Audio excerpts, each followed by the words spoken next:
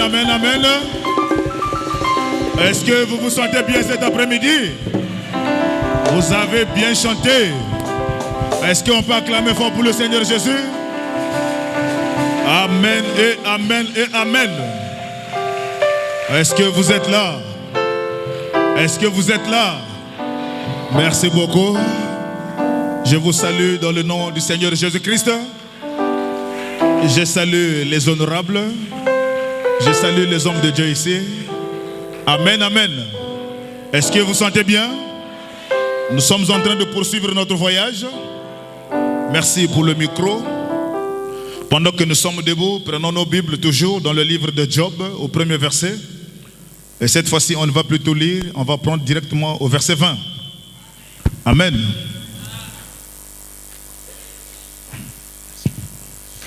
Merci. Job, au premier verset, le verset 20.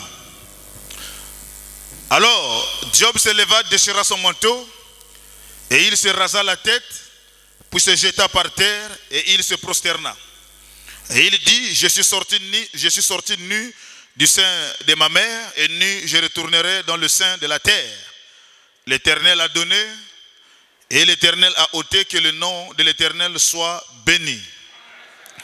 Et au verset 22, et tout cela, Job ne pécha point et n'attribua rien d'injuste à Dieu. Amen. Nous allons prier. Dieu Tout-Puissant, notre Père Céleste, toi, le Dieu de notre pasteur Séraphin Mosengo, c'est le Dieu de William Marion Branham. Toi qui es notre Dieu, toi qui s'appelles le Seigneur Jésus-Christ. Toi qui n'as pas d'échec, toi qui n'as pas de frontières, et toi qui ne connais pas de distance. Toi qui es infaillible, Seigneur Jésus-Christ, notre Dieu. Tu as dit, là où sont unis 2 ou 3 en ton Saint-Nom, tu seras au milieu d'eux. Nous ne sommes pas venus contempler un homme, ô Dieu, ni la sagesse d'un homme, mais nous sommes venus parce que toi, tu es vivant au milieu de ton peuple, Seigneur. Donne à chacun, ô Dieu, selon le désir de son cœur, et laisse que chacun soit restauré pour la gloire de ton Saint-Nom. Ô Dieu, ceux qui sont malades soient guéris, ceux qui sont affligés soient consolés, notre Dieu, et ne nous laisse pas retourner comme nous sommes venus ici, Père. Bénis notre pasteur, bénis les officiants, Seigneur, bénis chaque membre présent, ceux qui n'ont pas eu le temps d'être, Seigneur, que chacun soit béni par la même bénédiction. Laisse que l'honneur et la gloire te reviennent au nom de Jésus-Christ. Amen.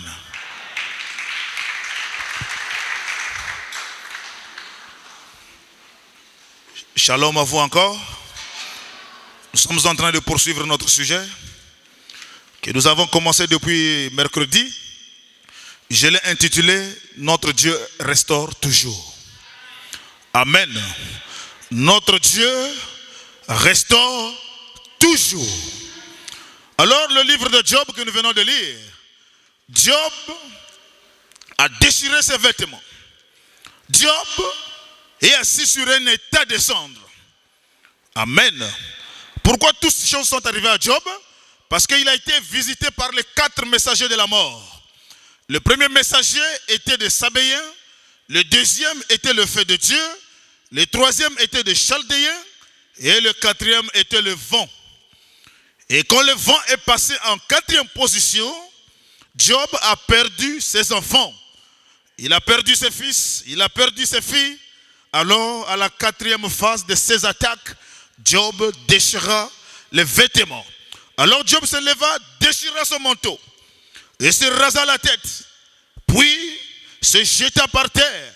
Il se prosterna. Et il dit, je suis sorti nu du sein de ma mère, et nu je retournerai dans le sein de la terre. L'Éternel a donné, l'Éternel a ôté, que le nom de l'Éternel soit béni. Et la Bible ajoute, et tout cela, Job ne pécha point et n'attribua rien d'injuste à Dieu. Est-ce que vous êtes là? Peu importe ce qui arriva dans la vie de Job, la souffrance, les épreuves, les attaques, Job ne pécha point, n'attribua rien d'injuste à Dieu. Alors la Bible ajouta dans le livre de Matthieu, au verset 11, Matthieu 11, le verset 6, Jésus dit, heureux celui pour qui je ne serai pas une occasion de chute. Est-ce que vous êtes là? Job ne pécha pas par incrédulité pour prendre la souffrance et attribuer ça à celui qui l'a envoyé sur la terre. Et Jésus dit, heureux celui pour qui je ne serai pas une occasion de chute. Et dans Joël 2, le verset 25, il est dit là-bas, je remplacerai les années qu'ont dévoré la sauterelle, le Gélec et le Asile et le Gazam, ma grande armée que j'avais envoyée contre vous. Alors nous comprenons que toutes les attaques qui arrivent sur le chemin des enfants de Dieu, celui qui a la foi doit croire, aucun malheur ne peut nous arriver si Dieu ne le permet. Est-ce que vous êtes là? Et Branham dit dans la brochure Christ et le mystère de Dieu révélé, prêché en 1963 au paragraphe 121. Branham dit, la Bible, il est le thème principal de la Bible entière. Jésus que nous adorons mon frère, il est le thème principal de la Bible entière. Si vous lisez la Bible et que vous ne voyez pas Christ dans chacun de ces versets, revenez et relisez-la. Amen. Si vous lisez la Bible, vous lisez chaque verset. Si vous ne voyez pas Jésus dans chacun de ces versets, revenez et relisez-la. Branham dit, voyez-vous, si vous ne pouvez voir Christ dans chaque verset de la Bible, alors lisez-la encore. Parce que vous avez manqué quelque chose. La Bible, c'est Christ.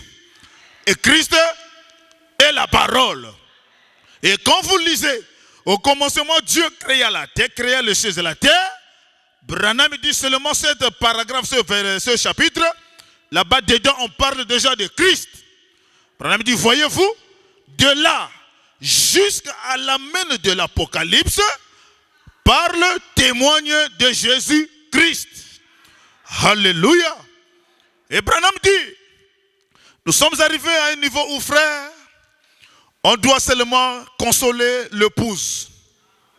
C'est ce que nous sommes en train de parler depuis là. Consoler l'épouse de Jésus-Christ. Qui suis-je pour te condamner, mon frère? Amen, amen. Qui suis-je pour t'envoyer en enfer? Alors qu'il y a un homme qui a donné sa vie pour toi. Comme je disais ici le vendredi, si quelqu'un a un billet de 10 000 et qu'il veut payer un ventilateur, il doit d'abord prendre le pour et le contre. Il doit juger ces 10 000 et le ventilateur. Mais s'il trouve que le ventilateur est plus important, cet homme va sacrifier les 10 000 francs pour récupérer le ventilateur. Alors Jésus, quand il a regardé le sang qui coulait dans ses veines et qu'il vous a regardé, Jésus a jugé bon de sacrifier le sang et de te racheter, toi, l'épouse de Jésus-Christ. Est-ce que vous êtes là? Et Branham dit, dans la brochure parle à ce rocher et il donnera de ses eaux. Prêché en 1960 au paragraphe 34.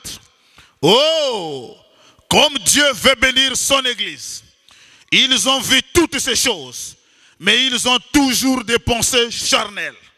Combien vite ils oublient tous ces miracles quand une nouvelle chose se lève. Est-ce que vous êtes là? Il y a des gens qui oublient vite les bénédictions rédemptrices de Dieu quand les épreuves surviennent dans leur chemin. Et quand une nouvelle chose se lève, une nouvelle épreuve surgissait, ils oubliaient tout ce qu'ils avaient vu. C'est ce que nous faisons. Nous tenions une réunion. La puissance de Dieu peut tomber. Des grands signes et des prodiges se produisent. Satan peut venir et vous lancer quelque chose. Vous oubliez que c'est Dieu du ciel qui vous a fait crier, qui vous a amené à louer le Seigneur. Vous oubliez le Dieu du ciel qui vous a fait sortir d'eux comme un tisson. Vous oubliez le Dieu du ciel qui vous a tiré de l'abîme. Et une fois que les soucis surviennent, les gens oublient qui est Jésus. Du rocher d'où vous étiez tiré, c'est facile de l'oublier. Mais Branham nous dit, laisse-moi vous dire, mon frère, ce qu'il nous faut ce soir, c'est un homme avec une conscience en fer. Est-ce que vous êtes là? Branham cherche des gens qui ont des consciences en fer. Qu'il pleut, qu'il neige, la foi tient toujours bon. Peu importe les circonstances de la vie, la foi qui est à l'intérieur ne regarde pas à ce qui se passe autour de la personne. Alléluia.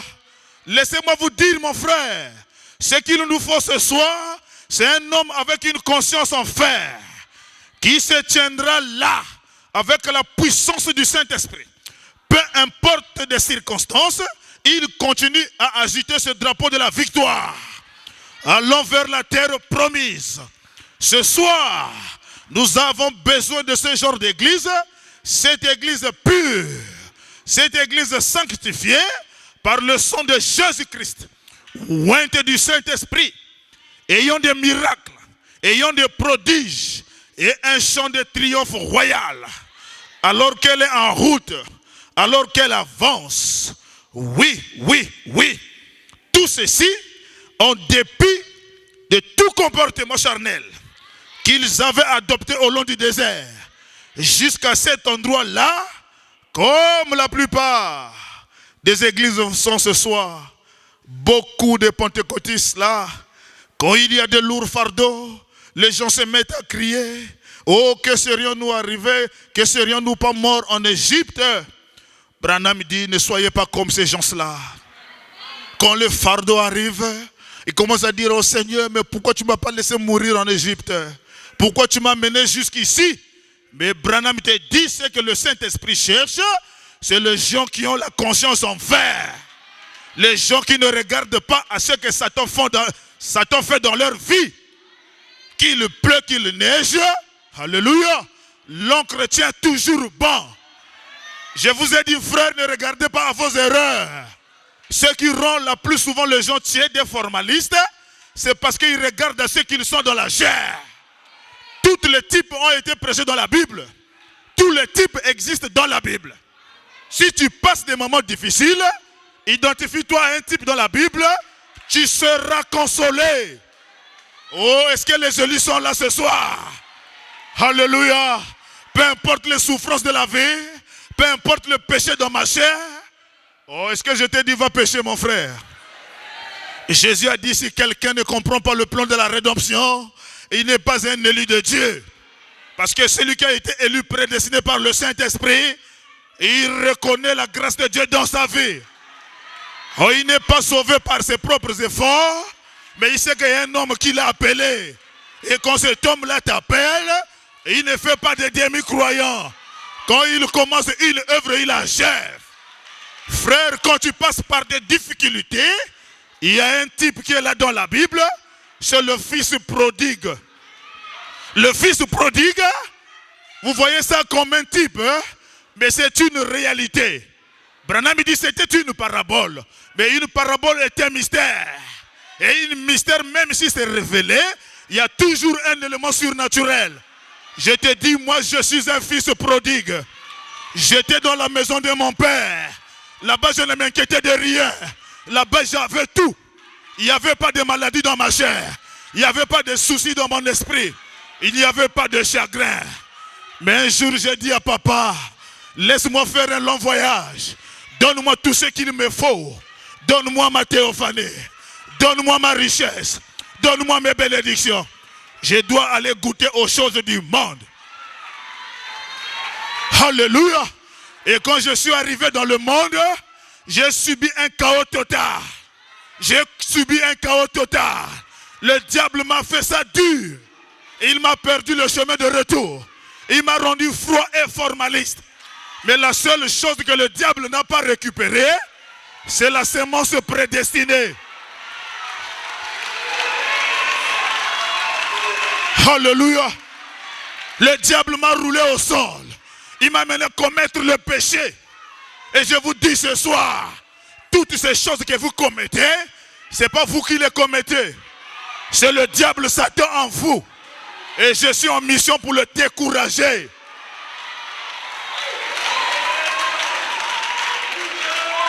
Je suis un fils prodigue, frère. Quand je suis arrivé sur la terre, né par ma mère, par des rapports, moi et mon père et ma mère, je suis sorti. Et ils ne connaissaient pas ma mission sur la terre. J'étais venu pour manifester le plan de la rédemption. Et Branham déclare, ce que vous êtes, Dieu le connaissait depuis l'éternité. Si il est surpris ce soir, je sais qu'il n'est plus mon Dieu. Si Dieu est surpris de ma situation ce soir, je le nie. Je n'adore pas un Dieu qui est surpris des événements. Moi, j'adore un Dieu qui connaît toutes choses avant le commencement. Avant que tu ne sois formé dans le ventre de ta mère, il te connaissait. Et il t'avait déjà établi prophète des nations. Si Jésus te connaît, marche tête haute. Moi, je n'adore pas un Dieu qui est surpris. Mon Dieu que j'adore, il est le maître des circonstances. Il est le maître des événements. Il est le maître des attaques. Il est le maître des obstacles. Il est le maître des fusils nocturnes. Il est le maître des sorciers. Il est le maître des envoûtements. Envoûtez-moi comme vous voulez. Mais si celui qui m'a envoyé, s'il n'a pas encore dit un mot, aucun démon ne me touchera. Et Josué déclare, nul ne se tiendra devant toi tant que tu vivras. Et si tu as la foi, tu prends ça, tu dis amen. Même le totem de ta famille va se casser ce soir.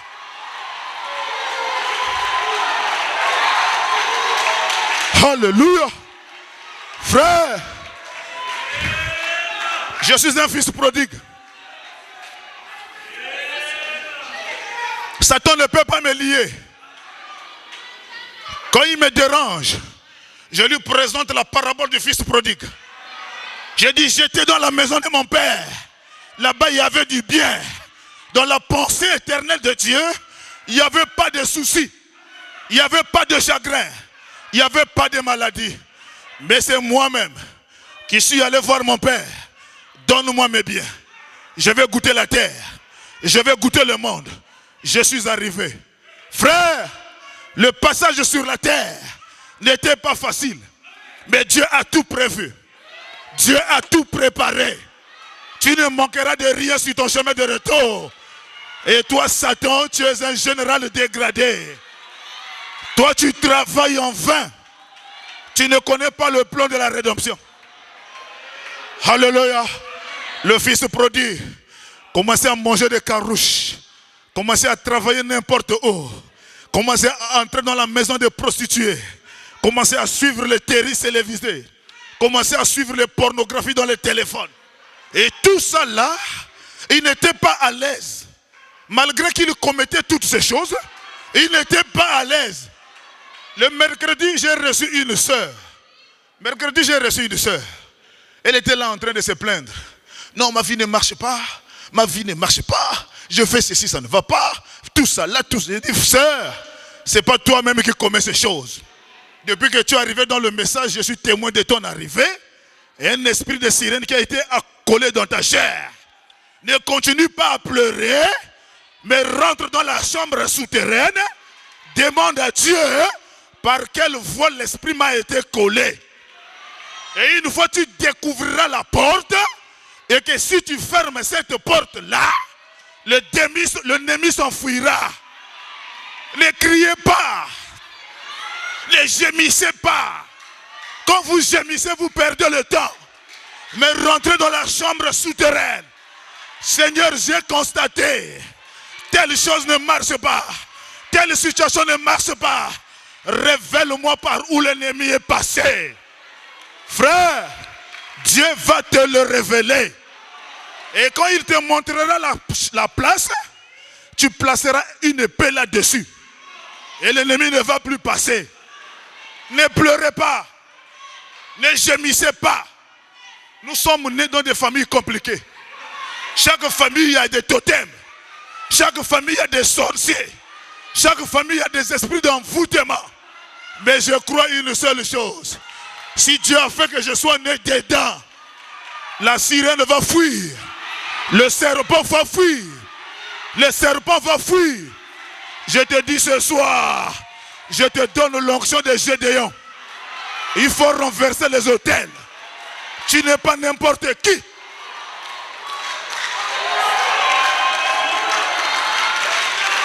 Alléluia. J'ai dit à la sœur, ne gémis pas. Ne gémis pas. Tu es en train de perdre le temps. Retourne chez toi. Moi, j'ai donné mon témoignage ici. Beaucoup de gens m'ont appelé. Même depuis Port-Gentil. Il dit, frère, j'ai écouté ton témoignage. Vraiment, c'est très fort. Et moi, je suis en train de passer par la même situation. Mais j'aimerais avoir un entretien avec toi. J'ai dit, frère, tu n'as pas besoin de mon entretien. Quand j'ai témoigné, j'ai tout expliqué. Comment ça a commencé et comment j'ai fait pour m'en sortir. Il fallait un travail assidu. Le christianisme ne croise pas les bras. Alléluia. De la même manière que nos nations ont cherché l'indépendance auprès des Français, nous aussi nous cherchons l'indépendance auprès de ces totems parentales. Et ils ne connaissaient pas Dieu. Pour eux, leur Dieu c'est la sirène. Leur Dieu c'est le serpent. Leur Dieu c'est l'Nganga qui était derrière leur maison. Ils ne connaissaient pas la parole. Mais toi tu as connu la parole. C'est pour détruire ces choses-là. Ne te contente pas de ta souffrance. Frère, je te donne l'onction de Gédéon. Il faut briser ces autels. Il faut les casser. Mais frère, comment je vais les casser? Mais le Saint-Esprit en toi, il a dit prononcer la parole. Et moi, Dieu, je l'accomplirai. Oh non, frère, je suis venu pour que tu pries pour moi. J'ai dit, frère, sœur, quand tu es venu prier pour moi, est-ce que tu es en consécration d'abord? Oh non. Est-ce que tu as vu ce qui te dérange? Oh non. Donc tu veux compter sur ma foi. Donc tu veux compter sur ma force. Alors que toi, tu dois travailler. Moi, quand je suis rentré dans la maison dedans, ils ont parlé, j'étais révolutionné. J'ai dit, j'en ai marre de toutes ces choses. Donnez-moi, qu'est-ce que je dois faire?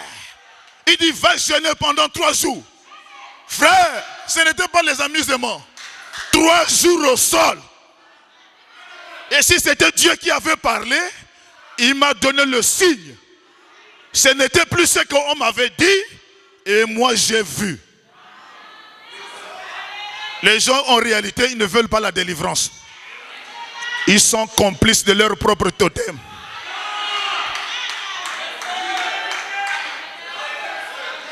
Ils sont en complicité. Parce que celui qui n'est pas en complicité, c'est quelqu'un qui veut l'indépendance. Et si j'ai l'indépendance, mon épouse a l'indépendance. Et si mon épouse a l'indépendance, les enfants auront l'indépendance.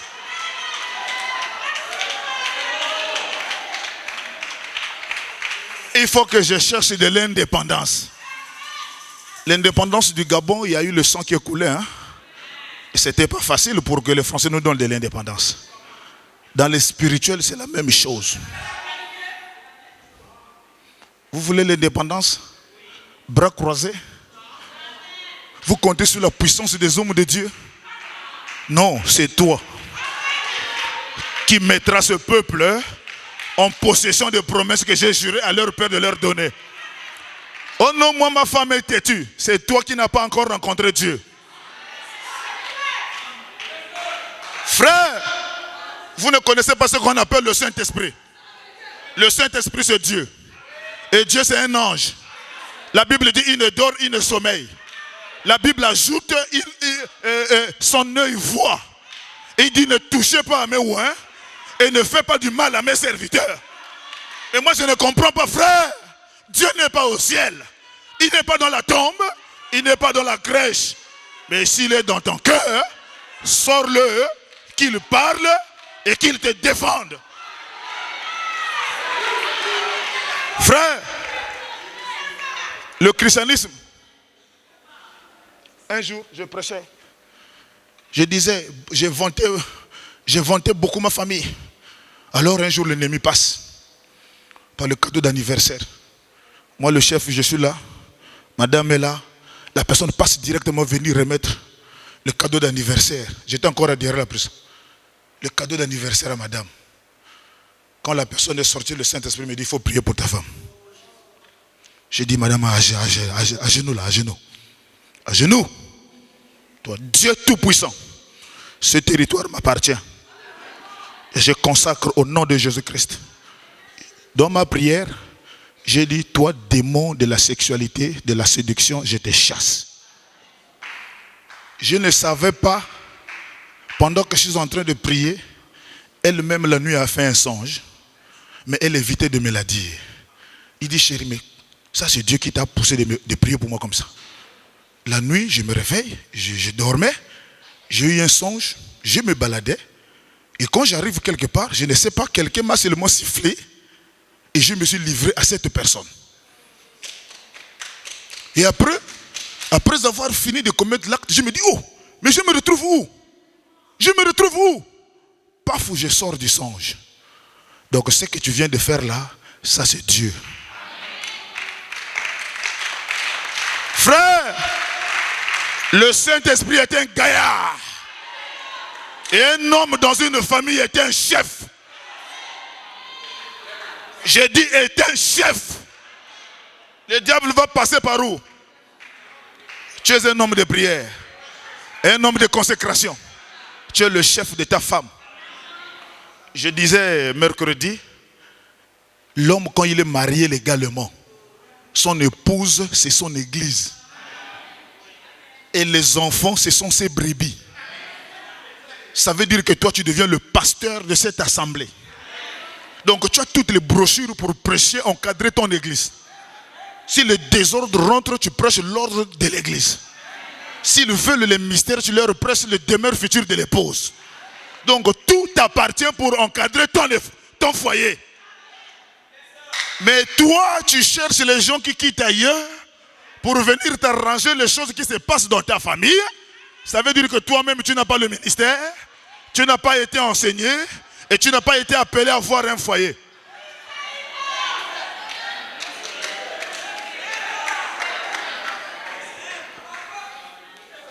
Parce que notre pasteur, quand il prêche ici, il fait tout de nous amener à Jésus. Il n'a pas besoin d'aide qui quitte ailleurs pour féconder son épouse. Il jeûne, il prie, il se consacre pour que le Saint-Esprit qui est en lui passe en nous. C'est l'image du foyer d'un frère, d'une sœur. Le mari doit transmettre ce qu'il a reçu de Dieu à ses enfants.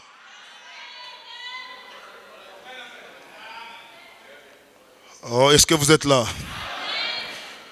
Je suis perdu. Alléluia. Mais toute chose est bien concourue à ceux qui aiment l'Éternel. Nous sommes en train de parler, notre Dieu fortifie toujours.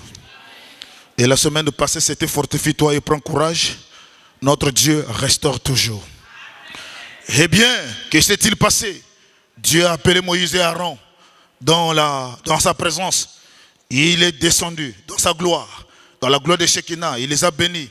Et Dieu a parlé au prophète, disant, va parler au rocher. Amen. Au milieu de tous leurs péchés, Dieu était.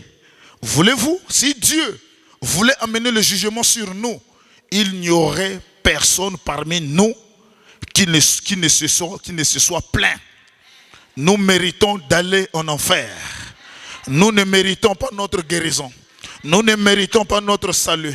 Mais au milieu de tout cela, ce même Dieu qui a pardonné leurs péchés et tous leurs doutes a continué à dire, Moïse parle au rocher.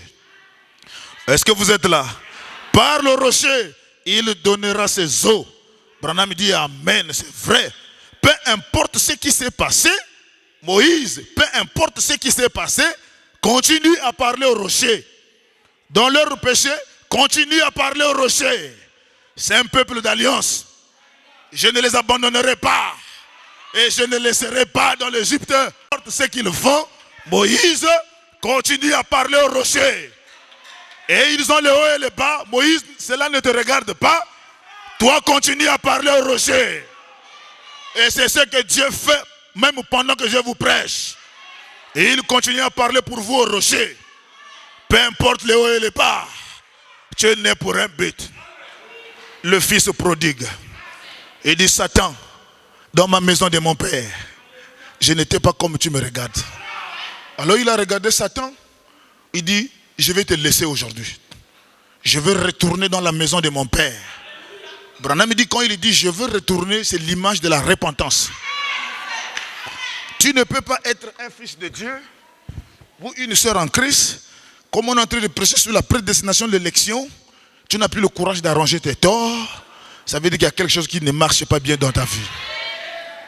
Alléluia. Les chefs-d'œuvre. Prêché en 1964, paragraphe 63. Branham dit, Abraham représentait Christ. Bien sûr, Isaac aussi représentait Christ par l'amour. Abraham représentait Christ par la foi. Isaac représentait Christ par l'amour. Jacob, c'est par la grâce. En effet, Jacob, ça veut dire trompeur. C'est bien ce qu'il était. Seulement la grâce de Dieu a été avec lui. Mais quand on arrive à Joseph, il n'y a rien contre lui. Ça, c'est Branham qui nous explique. Il dit, il n'y a rien contre lui, mais juste une petite égratignure. Donc tu vois, ce que vous appelez péché, Branham appelle ça égratignure.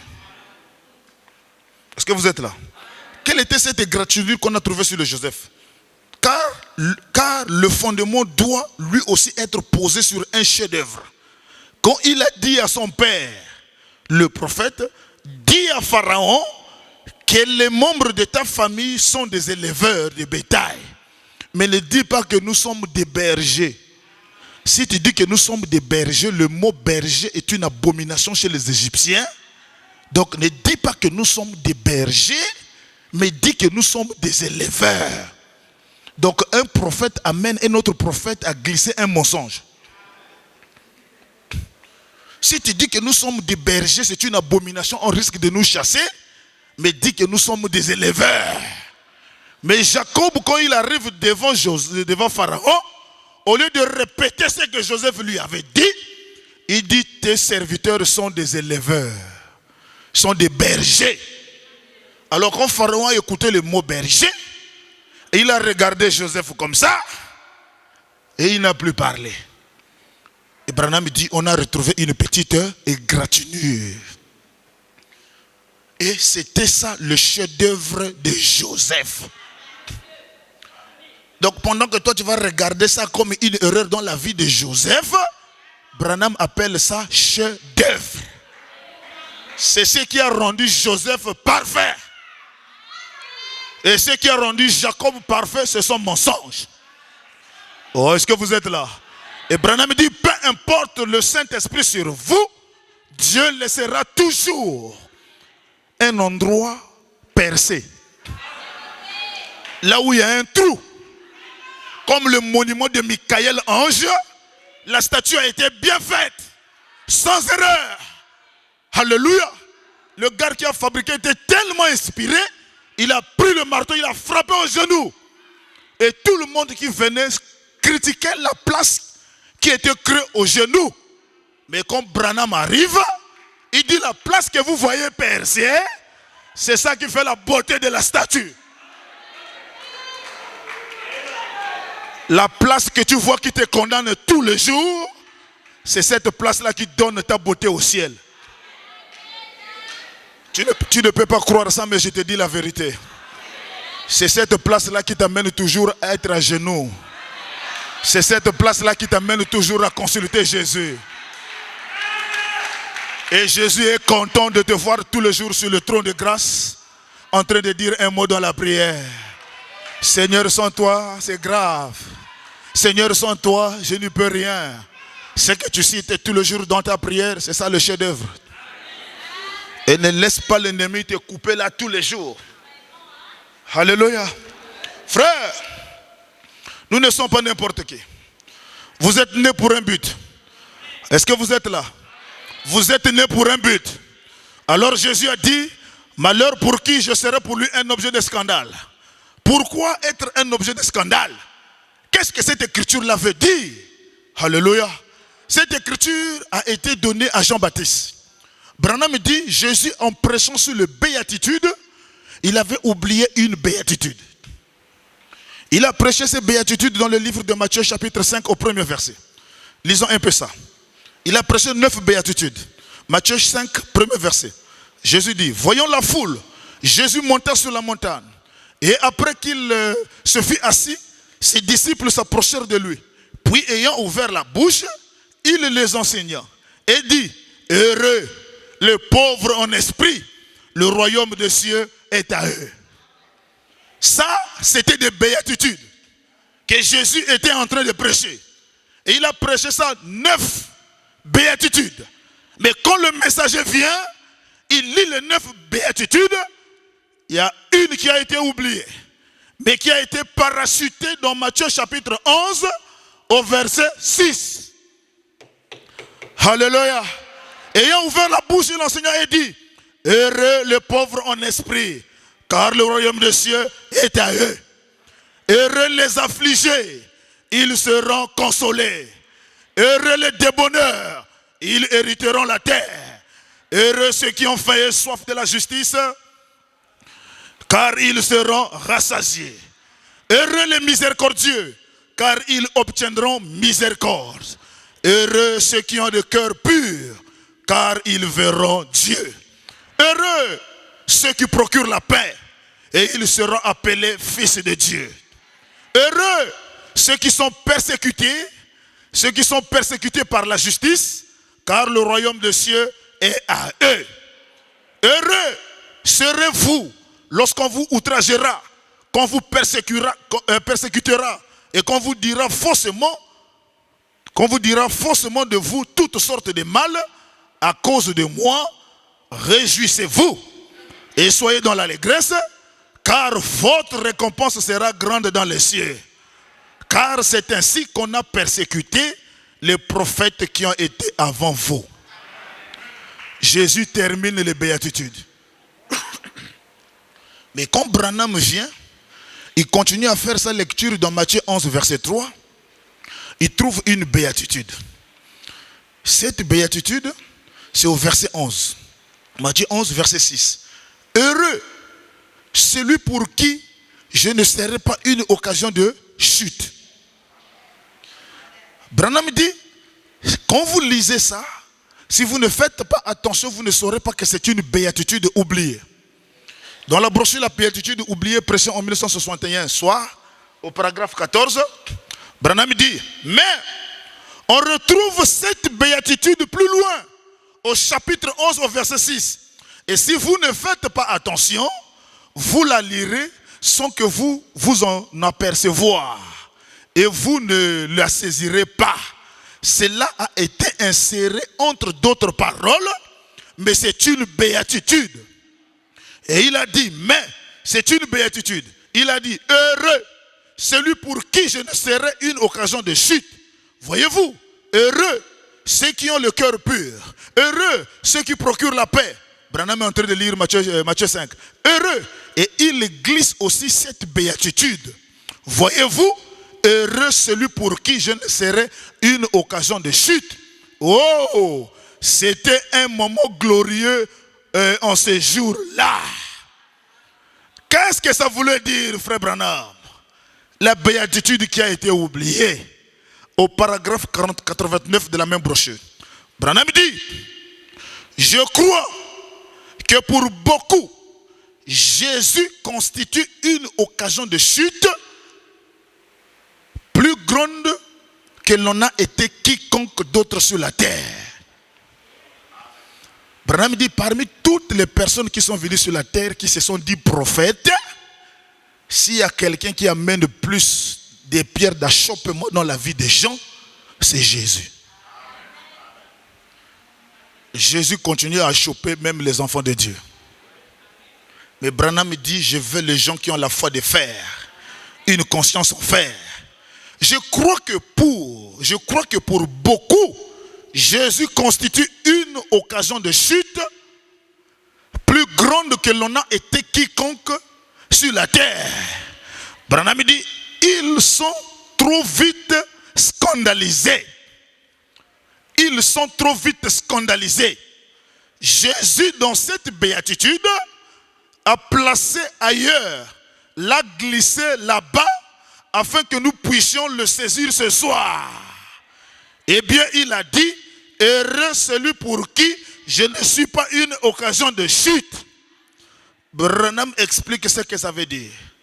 Branham dit, ne soyez pas scandalisés par Jésus. Ne soyez pas scandalisés par moi.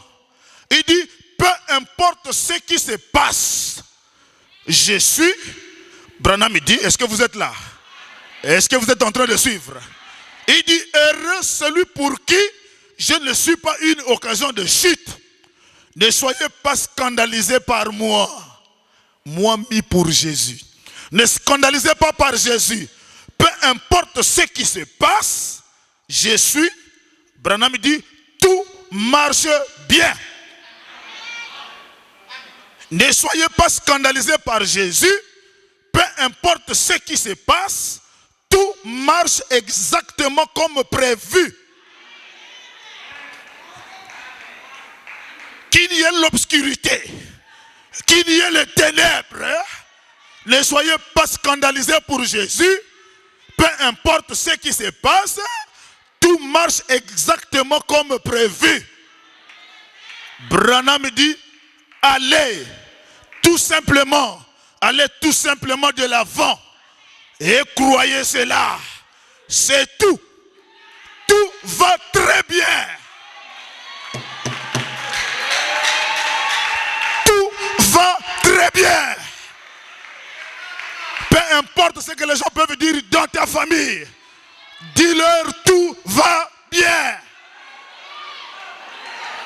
Ne scandalisez pas Jésus, mon frère.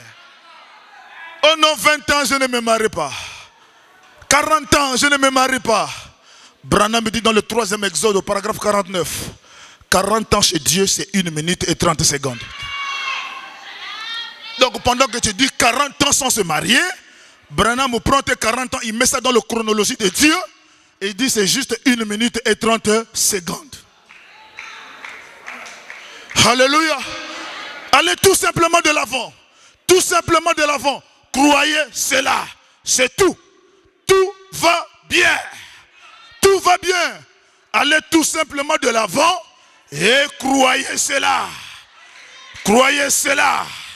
Moi aussi je crois que tout ce qui ne marche pas bien dans ma vie, ça c'est ma conscience qui me le répète. Mais dans le plan de la rédemption, tout va bien.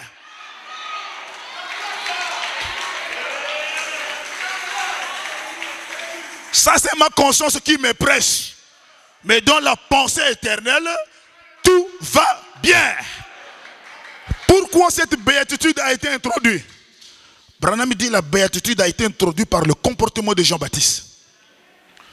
Jean-Baptiste, un prophète envoyé de Dieu, avec une commission bien déterminée. Il dit, tu es le chemin de celui qui crie dans le désert. Va préparer le chemin de mon Seigneur. Et Jean, quand il était venu sur la terre, celui qui l'avait commissionné lui a dit, le Messie viendra. C'est toi qui vas l'introduire. Mais voici le signe du Messie. Le ciel va s'ouvrir. La colonne de feu descendra et entrera dans son temple. Quand Jean baptisait les gens, il observait le signe. Et quand Jésus est venu sur la terre, les yeux du prophète ont vu le Dieu de la chair. La profondeur appelle la profondeur. Et quand Jean l'a regardé, il dit, maître, ce n'est pas moi qui dois te baptiser. C'est plutôt toi qui dois me baptiser. Branham dit, cette partie n'a pas été écrite. Mais le messager du 7e sceau est allé sur le lieu du baptême. Il a écouté la conversation entre Jean et le Dieu Tout-Puissant. Qu'est-ce qui a été dit là-bas, frère? Le prophète écoute. Jean dit à Jésus, c'est toi qui dois me baptiser. Jésus dit non, c'est toi. Laissons accomplir chaque parole. Il dit dans l'Ancien Testament, quand une bête devrait être sacrifiée, cela doit être lavé par un prophète. Mais comme moi je suis une bête de sacrificature, et toi tu es le prophète, laisse-moi être lavé par la parole. Je dis, oh, donc je comprends. Donc c'est toi la bête.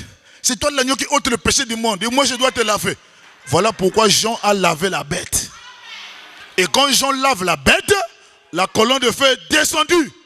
Celui-ci est mon fils bien-aimé, en qui j'ai mis toute mon affection, en qui j'ai trouvé plaisir d'habiter. Jésus est allé, Jean est resté. Mais le paradoxe, cette béatitude doit être insérée. Mais il faut quelqu'un pour insérer ça. Oh, est-ce que vous êtes là? On prend Jean, on lui met en prison. Branham dit le fait qu'il était en prison, c'était pour attendre cette béatitude-là. Je vous dis ce soir, Dieu n'a pas une minute de retard. Il connaît toutes choses. Jean est là en prison. Il écoute les échos du Seigneur Jésus-Christ à l'extérieur. Il appelle ses disciples. Allez-y lui demander, est-ce que c'est lui que moi j'ai présenté? Ou bien il y a quelqu'un d'autre qui va venir? Branham dit, si c'est aujourd'hui, on va ridiculiser le frère. On va minimiser le frère. Comment c'est lui qui a prêché? Il a fait une telle déclaration. Il nous a prêché à Jésus. Il a dit tout ce qu'il pouvait dire à cet homme. Mais il s'embrouille encore. Même Jésus ne l'a pas ridiculisé. Même Jésus ne l'a pas méprisé. Jésus dit à ses disciples, asseyez-vous et voyez ce qui va se suivre. Il y avait les boiteux marchaient. Il y avait des sourds, les sourds entendaient. Les muets parlaient. Et Jésus dit à ses disciples, allez dire à Jean ce que vous avez vu. Alléluia. Branham dit, pendant que Jean était en prison et que les disciples sont venus, ils leur cité ce que Jésus était en train de faire. Alors Jean automatiquement a compris la parole. Ce que Ésaïe 35 avait prédit, c'est ce qui est en train de s'accomplir. Alors Jésus ajoute, malheur pour qui je ne serai pas une occasion de scandale. Alléluia. Ça veut dire quoi? Tout ce qui arrive, c'est Dieu. La roue dentée de la rédemption est en train de bien marcher. Dieu n'a pas de retard. Il n'a pas d'échec. Il n'a pas des obstacles. Tout est bien tracé. Alléluia. Au paragraphe 90, Branham dit, vous savez, et là, Jésus n'a pas fait de reproche à Jean-Baptiste à ce sujet. Il n'a pas dit, eh bien, j'ai honte de mon apôtre, hein? J'ai honte de mon prophète. Non, il n'a jamais dit cela. Il n'a pas dit, que va dire le monde? Il n'a pas dit, que va dire le monde à ce sujet de ceci, alors que tu viens de prêcher, disons que, oh, quel grand Messie, oh, quel grand Messie. Ensuite, tu as envoyé demander si c'est moi, je suis le Messie. Il lui a jamais fait de reproches. Il lui a jamais fait de reproches.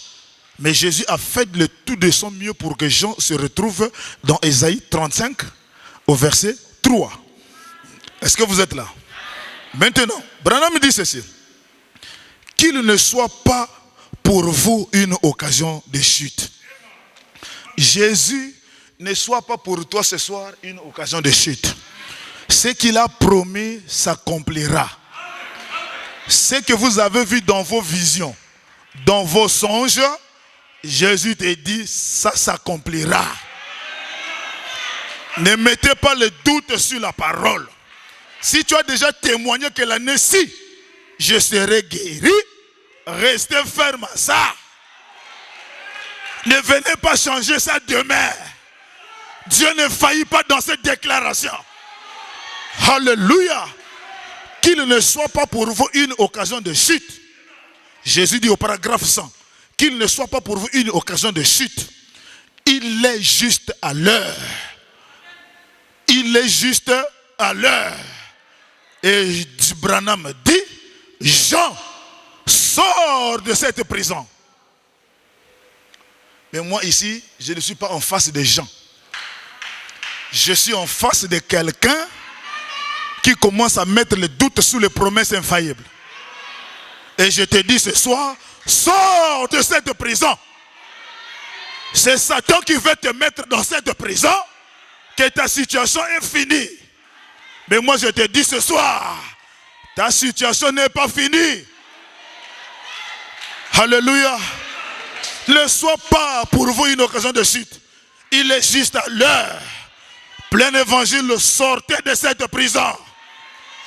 Sors de cette organisation qui ne croit pas en cela et enlève les écailles de tes yeux, tu es un homme libre. Tu es une femme libre. Si tu le crois, Jésus, il est juste à l'heure. Car il a été dit dans la Bible, au temps du soir, la lumière apparaîtra. Alors les lumières du soir sont en train de briller ici. Sortez de cette prison que le diable essaie de vous mettre. Tout marche bien. Que tu sois en chômage, tout marche bien. Alléluia. Que ce que Dieu t'a promis tarde, tout marche bien. Alléluia. Maintenant. Alléluia. Branham dit cette béatitude. Au paragraphe 15 de la béatitude oubliée. Maintenant, nous voyons que ce qui était à l'origine de cela, c'était les effets immédiats du ministère du grand et rude Élie du Nouveau Testament. C'était Jean-Baptiste qui a causé tout cela. Alléluia. Mais ce que Jean faisait, aujourd'hui on peut penser que c'était un péché, mais c'était un enseignement pour toi aujourd'hui. Tout ce qui t'arrive, Dieu est dedans. Jean en prison, c'est Dieu. Pourquoi? Il était le dernier des prophètes de l'Ancien Testament. Et comme il était le prophète de l'Ancien Testament, il ne peut pas y avoir deux têtes dans un même âge. Il fallait que la tête de Jean soit coupée pour que la tête du grand maître soit posée sur le corps. Et Jean ne comprenait pas le mystère, il commençait à raisonner. Jésus dit, malheur pour qui je ne serai pas une occasion de chute. Vous dites, et bon, Jean pensait, paragraphe 72, bon, maintenant, j'ai présenté le Messie, qui avait son van à la main, qui devait nettoyer les airs et amasser son blé dans le grenier. Et je leur ai dit que la cognée était mise à la racine de l'arbre et qu'il allait prendre tous les déchets et les brûler. Et le voici au milieu de tout cela. Le voici au milieu, que ce soit un homme grand. Donc Jean pensait que quand Jésus viendrait, et le voici au milieu, que ce soit un homme grand et puissant, comme ça. Et voici qu'il se présente comme un homme doux et humble. Donc même la vision de Jean est troublée. Jésus, quand il apparaît, c'est un homme de 1m30, 1m60, plus ou moins 45 kilos. Je regarde, non, mais la divinité ne peut pas être dedans. Ça a commencé à troubler la vision. Cela se présente comme un homme doux et humble. Quelque chose a dû clocher quelque part. C'est ce qu'il dit. Pas de doute. Quelque chose cloche quelque part. Il pensait que ce n'était pas comme il fallait. Donc pour Jean, cette façon de faire là, ce n'était pas la volonté parfaite de Dieu. Mais Dieu ne fait pas des choses selon notre façon de voir. Dieu a sa façon de voir. Oh, est-ce que vous êtes là? Dieu a sa façon de voir les choses. Pas de la façon dont nous voyons les choses. Toujours dans la béatitude oubliée au paragraphe 74. Branham dit, prêché en 1961 soir. Alléluia. Jean était déçu. Je pensais qu'il devrait être comme ça. Je pensais que ça devrait se faire ceci. Je pensais, il était déçu. Au paragraphe 74, beaucoup de gens se déçoivent facilement. Je pensais que ça devrait être comme ça. Je pensais que ça devrait être ceci. Branham dit, il était consterné. En d'autres termes, découragé. Et pendant qu'il était découragé, Branham dit, comme il arrive à beaucoup d'entre nous. Comme il arrive à beaucoup d'entre nous. Tu fais un projet, demain matin le diable descend, le projet est détruit. Tu regardes comme ça, mais Seigneur, mais avec ça, je pouvais faire ceci. Mais qu'est-ce qui se passe? Les gens sont découragés. Ils réalisent ça, ça ne marche pas. Il est déçu. Branham dit, c'est ce qui arrive à beaucoup de gens aujourd'hui. Ça s'est passé dans la vie de William Marion Branham.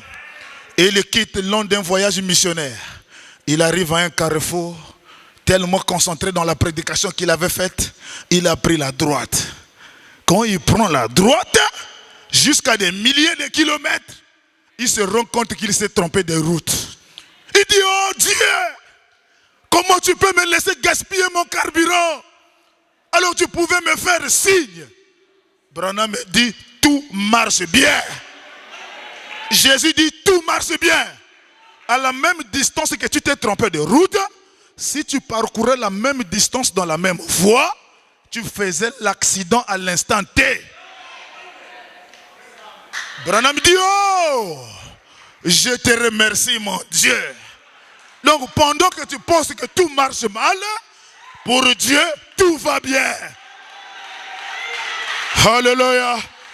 Branham a perdu sa fille. Branham a perdu sa fille. Quand elle a perdu sa fille, Branham est rentré en grotte pour jeûner, prier, pour que Dieu lui donne des explications.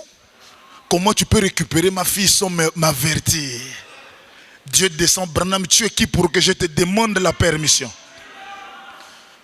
Mais comme tu veux les raisons, si je l'ai récupérée à tel âge de sa génération, elle allait perturber ton ministère.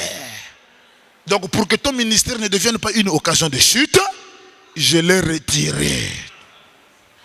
Branham a essuyé les larmes. Il a compris que tout va bien.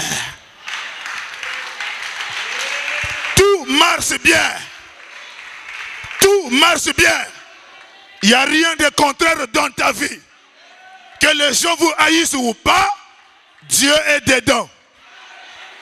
Je ne sais pas si le plein évangile est là. Nous étions à l'ancienne rue.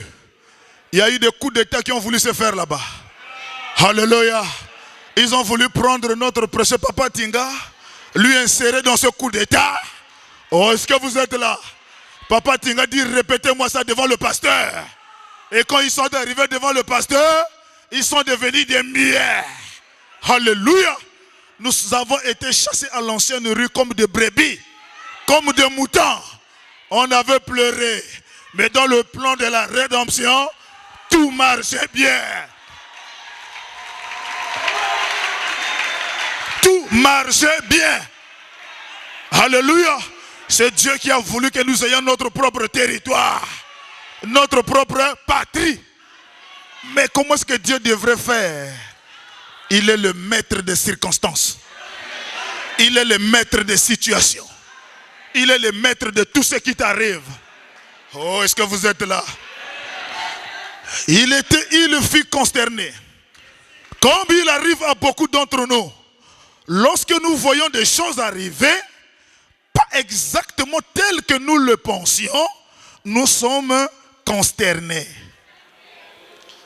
Quand les choses ne marchent pas comme notre conception, nous sommes déçus. Branham te dit ce soir, ne vous découragez pas. Alléluia. Ça ira bien. Il n'y a pas les gens qui croient ça ici ce soir. Les gens sont tellement inquiets et ils pensent que Dieu les a abandonnés. Je te dis ce soir, Dieu ne t'a pas abandonné. Ne vous découragez pas. Ça ira bien. Le diable s'est saisi de lui. L'a mis en prison. Alléluia. Je dis à Satan ce soir, même si comment tu t'es saisi de ma vie et que tu m'as mis en prison de soucis, tout ira bien. Tout ira bien. Le diable s'est saisi de lui. L'a mis en prison. Le diable s'est dit, eh bien, je l'ai emprisonné maintenant. Je l'ai jeté en prison. Ainsi, je vais bien le malmener. Pendant que je le tiens là-dedans, je vais bien le malmener. Ça, c'est Satan qui pense ça. Pendant qu'il t'a mis dans la prison du célibat, il se dit qu'il va bien te malmener. Mais je lui dis c'est faux ce soir.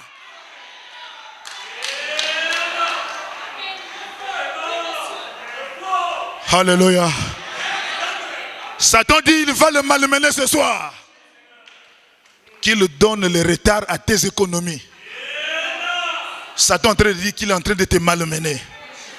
Mais pour Dieu, tout va bien. Il a mis Jean en prison. Je vais bien le malmener. Tout va bien. Alléluia. Peu importe dans quelle prison tu te trouves ce soir. Je te dis, tout va bien. Ton Dieu t'a promis la restauration. Le jour que tu seras restauré, le diable ne sait pas, mais ton Dieu connaît toutes choses. Et ce soir, c'est le jour de votre restauration. Je n'oblige personne à croire, mais le Dieu qui m'a inspiré cela va donner la foi aux gens qui veulent être restaurés. Ceux qui veulent être restaurés, soyez restaurés ce soir. Soyez restaurés ce soir. Que toutes les prisons soient cassées au nom de Jésus-Christ. Alléluia. Alléluia. La Bible déclare, Branham dit, je vais bien le malmener. Pendant que je le tiens là-dedans, Dieu ne l'utilise plus actuellement là. Donc quand Satan te regarde, il dit que Dieu t'a abandonné. C'est-à-dire, c'en est fini de toi. Satan, tu t'es trompé d'adresse. Je vous dis la vérité. Un fils de Dieu ne peut jamais être lié pour toujours. Il n'y a pas de souffrance éternelle. Chaque chose a son temps. Il y a un temps pour souffrir. Il y a un temps pour dire amen à la parole. Il y a un temps pour dire merci Seigneur. Et ce soir, la prison où tu as été placé, tu vas sortir. Tu vas sortir. Même si c'est un serpent dans le ventre, c'est une prison. Mais il va sortir. Il va sortir. Le diable se trompe d'adresse. Le diable pense. Le diable pense. Pendant que tu as les mains à la joue. Lui, il s'est dit qu'il a gagné. Il pense qu'il t'a gagné. Il pense qu'il t'a gagné. Il te plonge dans le péché que tu ne cesses de confesser. Lui, il pense qu'il t'a gagné. Il ne t'a pas gagné. Le diable te dit ce soir, il pense dans sa pensée. Dieu ne l'utilise plus actuellement. Je l'ai mis en prison. Je l'ai mis en prison. Aussi, vais-je simplement lui faire voir de toutes les couleurs. Je vais lui montrer toutes les couleurs. Satan, tu as menti. Satan ajoute, je l'ai bien enfermé. J'ai mis l'aigle en cage. Ainsi, je vais lui faire regretter d'avoir prêché l'évangile. Donc Satan est en train de dire pour Jean, je vais lui faire regretter pourquoi il a prêché la parole. C'est la même chose que les esprits de votre famille disent sur toi ce soir. Je vais lui faire regretter pourquoi il est parti confesser mes choses au pasteur. Je vais lui faire regretter pourquoi il a cru à ce message. Je vais lui faire regretter pourquoi il dit amen à la parole. Je vais lui faire regretter pourquoi il a été baptisé au nom de Jésus. Je vais lui faire regretter pourquoi il est parti exposer qu'il y a un esprit de sirène dans sa vie.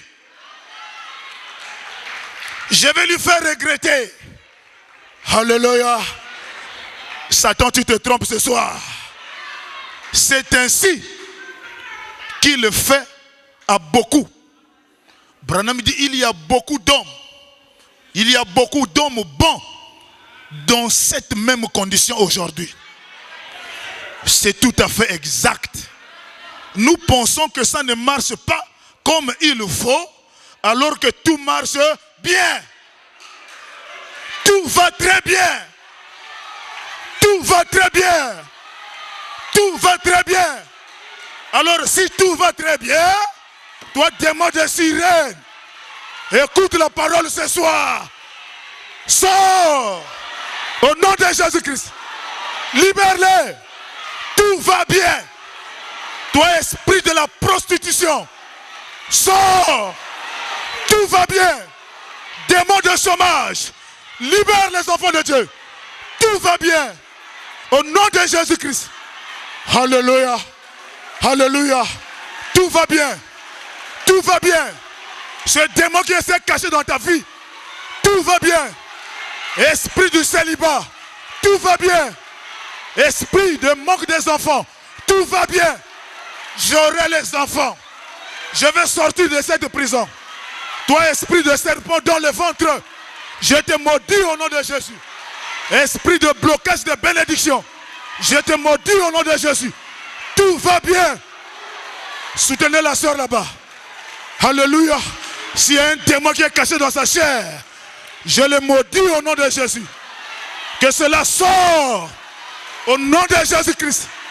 Et que cela s'en va dans les lieux arides. Tout va bien. Toi, Satan, je te dis ce soir, tout va bien. Tout va bien. Tu essaies de bloquer mes enfants, je te dis, tout va bien. Tu essaies de me mettre en chômage, je te dis, tout va bien. Tu essaies de me donner les maladies, je te dis, tout va bien. Et si Dieu dit tout va bien, ça veut dire que la solution est déjà là. Ça veut dire, si vous croyez, vous sortirez ici délivrés. Soyez guéris au nom de Jésus. Soyez guéris au nom de Jésus. Recevez le Saint-Esprit. Soyez restaurés. Tout va bien. Le Dieu de Mosengo ici. Je dis tout va bien. Recevez le Saint-Esprit. Soyez délivrés, mon frère. S'il y a un esprit de serpent ce soir, j'ai la guerre au serpent. J'ai la guerre à la sirène. C'est celui-là qui s'oppose à l'évangile. Je le maudis au nom de Jésus. C'est celui-là qui bloque le travail. C'est celui-là qui bloque l'église. C'est celui-là qui bloque les enfants de Dieu. C'est celui-là qui bloque les enfants dans le ventre. Esprit de serpent. Peu importe comment ils ont volé ton placenta pour jeter ça dans la mer, pour nourrir aux esprits de sirène. Je récupère les morceaux qui sont restés par la foi. Et je vous restitue ça au nom de Jésus. Tout celui qui a pris ta pierre de naissance, au nom de Jésus-Christ, que cela soit restitué ce soir. S'il y a quelqu'un qui utilise ta bénédiction dans ta famille, je lui ravis ça au nom de Jésus. Et je vous le restitue au nom de Jésus. S'il y a quelqu'un dans ta famille qui te suce le sang, s'il y a quelqu'un qui te suce le sang pour s'enrichir, pour voyager dans le voyage nocturne, je maudis ces actions. Que toutes les perfusions mystiques branchées dans vos chairs, je coupe ça au nom de Jésus. Je coupe ça au nom de Jésus. Alléluia. Soyez restaurés ce soir. Soyez bénis ce soir. Soyez réconfortés ce soir. Tout va bien. Tout va bien.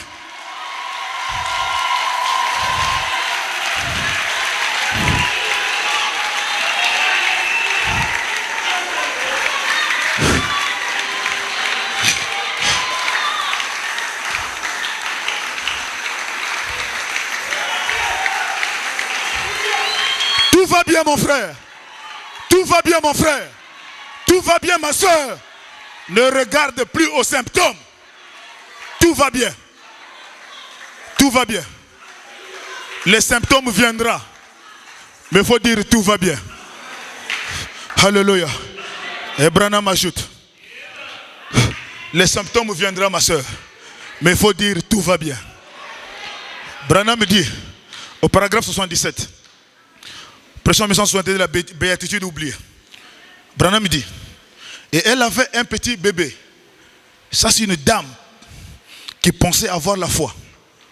Elle avait un petit bébé. Je pensais qu'il était né avec un pied suspendu comme ceci.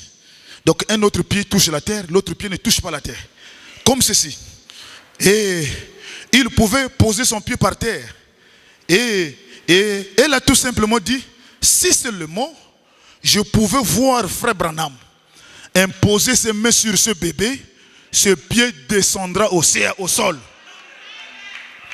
Cette femme-là dit, si je peux seulement rencontrer frère Branham et qu'il met les mains sur l'enfant, je crois que ce pied descendra et touchera le sol.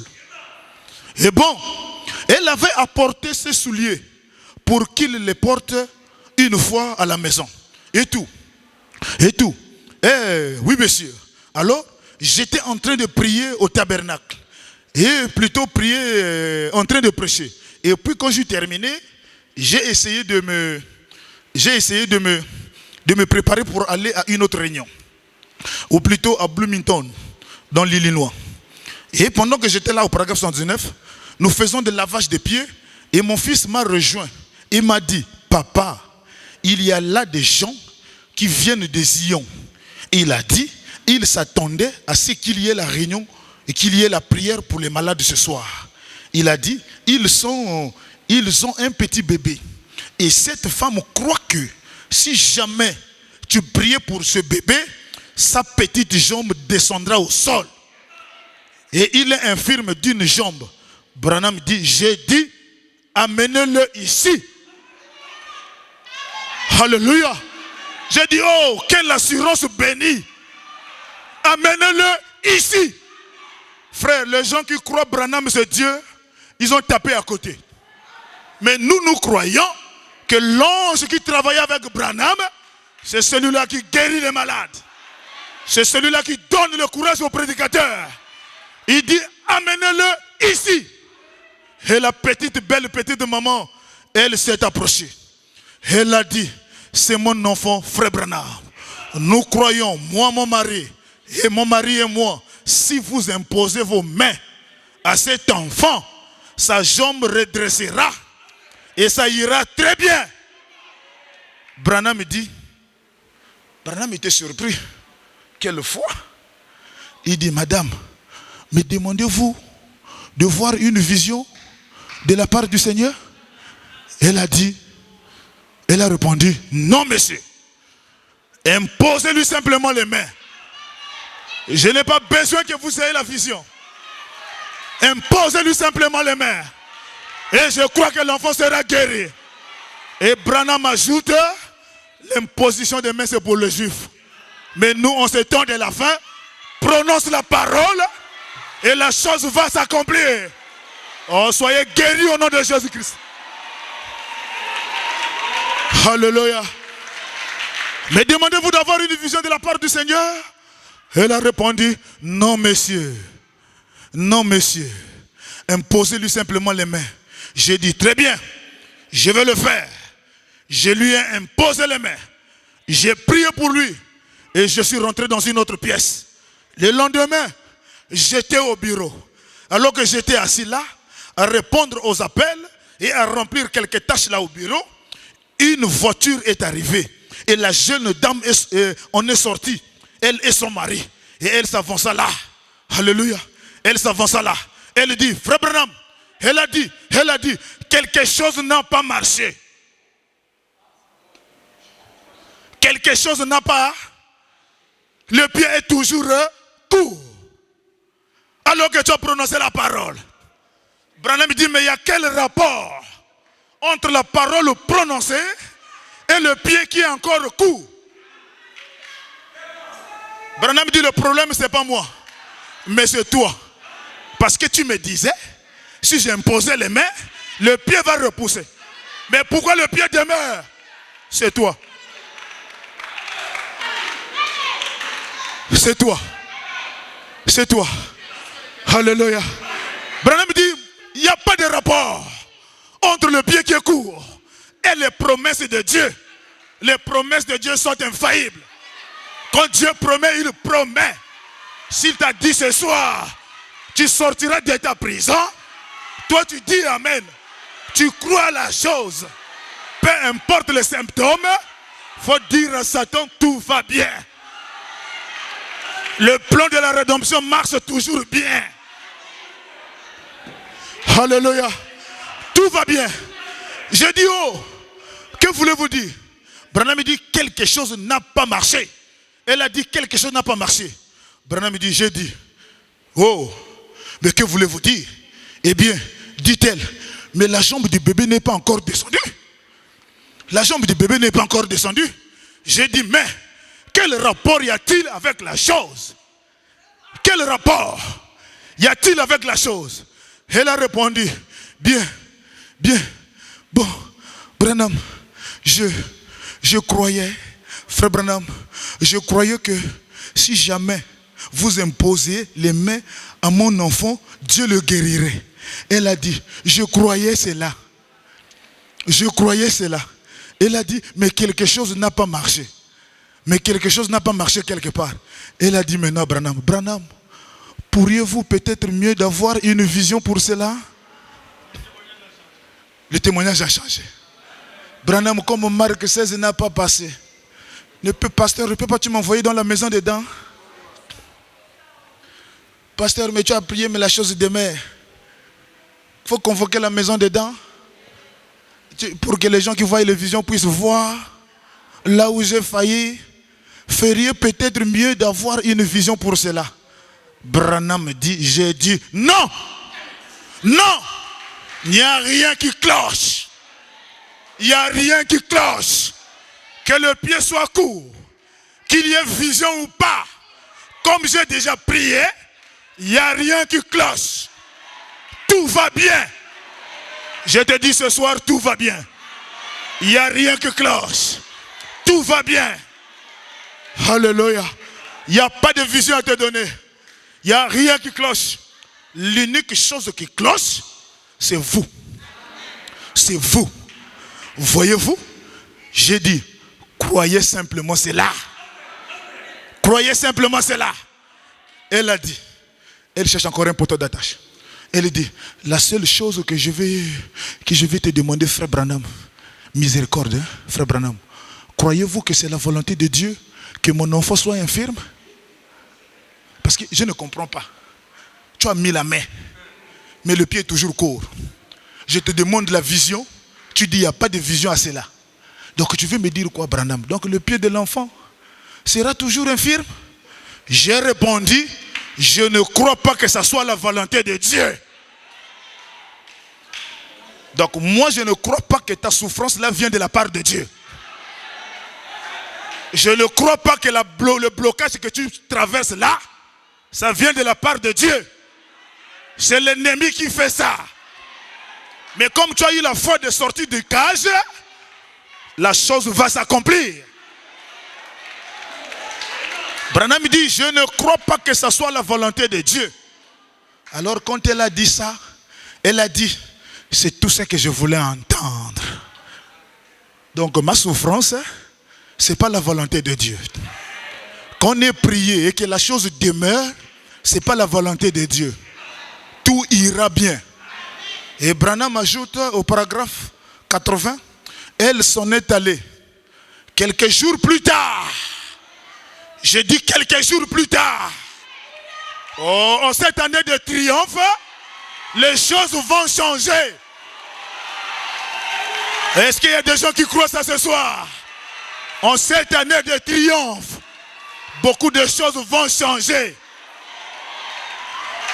Alléluia. Elle s'en est allée. Quelques jours plus tard, ils ont téléphoné. Ils ont téléphoné. Et maintenant, frère Branham, la jambe de l'enfant est devenue normale.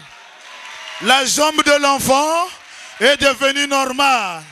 Elle est descendue. Elle est descendue. Nous agitons tout simplement tout cela. Tout va très bien. Tout va très bien. Alléluia. Est-ce qu'il y a quelqu'un qui peut dire tout va bien? Est-ce qu'il y a quelqu'un qui peut dire tout va bien? Alléluia. Et Branham ajoute, chaque chose qui se fait, chaque chose se fait en son temps. Chaque chose se fait en son temps. Or, nous découvrons ici que le diable essaie d'amener les gens à croire ou amener les gens plutôt à douter de la parole. Mais toi ne doute pas. Toi crois à la parole. Tu n'es pas le fruit d'un hasard dans le message. Tu es la source de bénédiction pour ta famille. Tu es le porte-bonheur de ta famille. Alors réclamez chaque membre de ta famille. Le ciel va dire Amen. Que le Seigneur Jésus-Christ vous bénisse. Shalom à vous. Shalom à vous.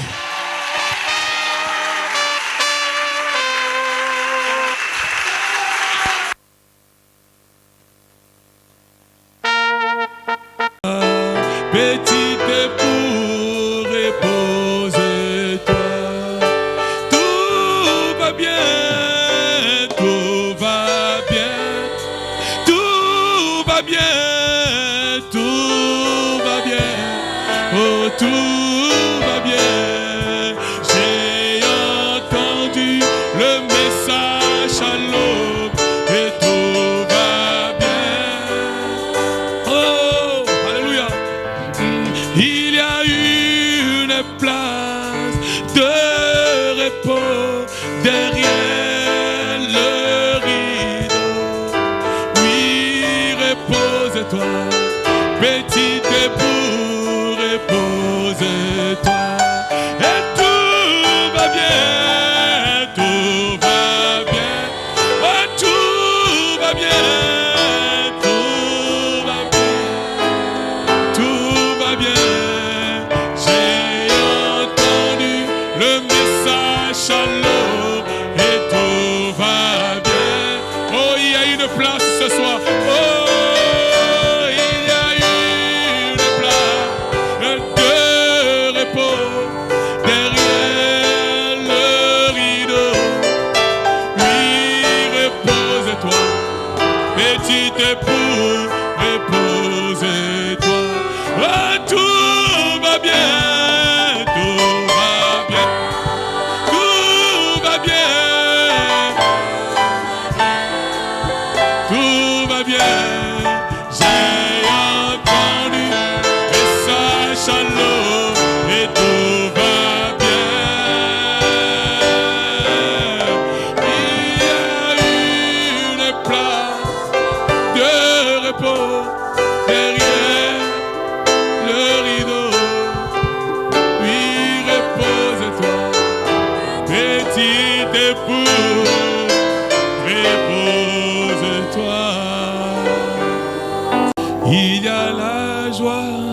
Ce soir, Père, nous nous reposons, tout va bien. Alléluia. Oh, tout va bien, Seigneur. J'ai entendu le message alors. Alléluia. Alléluia. Oh, merci, Seigneur. Il y a la joie ce soir, Père. Oh, merci. Oh, dans la présence du Seigneur. J'ai entendu le message alors et tout va bien.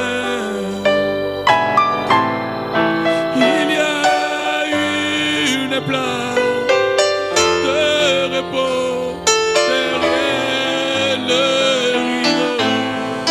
Oui, repose-toi, petit époux, repose-toi.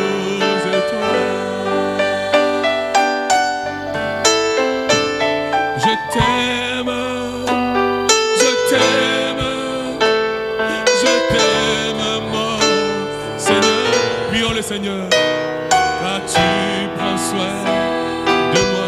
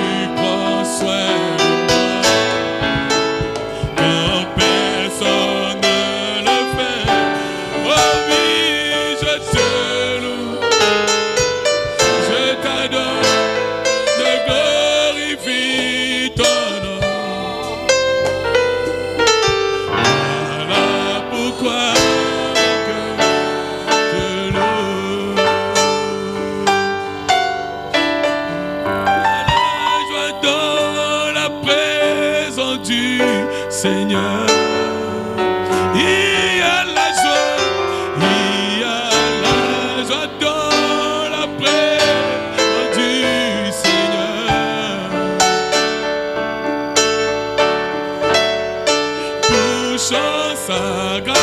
Jacques Emmanuel, il est là dans ce lieu. Il y a la joie dans la présence du Seigneur.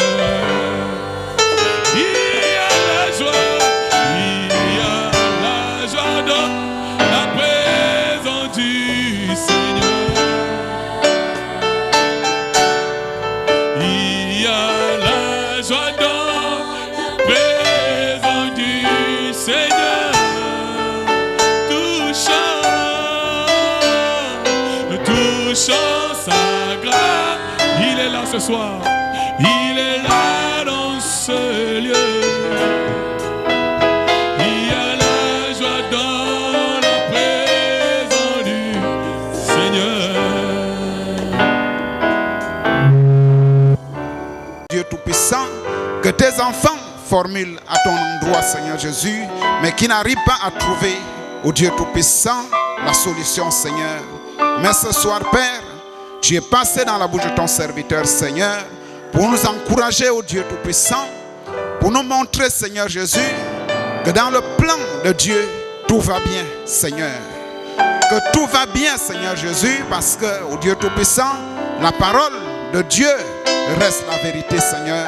Ô Dieu Tout-Puissant, alors que Jean pensait qu'il était perdu, alors qu'il avait pensé, Seigneur Jésus, ô Dieu, qui n'avait pas présenté la bonne personne, Seigneur Jésus, mais tu nous as montré ce soir, Père, que c'était ton plan, ô Dieu Tout-Puissant. Il n'était pas perdu, mais il avait terminé sa mission, Seigneur. C'est comme nous ce soir, Père, nous pouvons nous penser perdus, ô Dieu Tout-Puissant, mais la semence que tu as mis en nous, Seigneur Jésus, nous montre ce soir que tout va bien, ô Dieu. C'est pourquoi, Père, alors que tu as encouragé tes enfants, Seigneur Jésus, donne-nous une foi de fer, Seigneur Jésus. Oh Dieu, une foi qui peut croire que toute chose est la volonté de Dieu, Seigneur. Père, soutiens tes enfants, Seigneur Jésus. Exauce ces prières, Père. Donne au Dieu Tout-Puissant la joie, au Dieu Tout-Puissant, de marcher avec cette parole, Seigneur Jésus.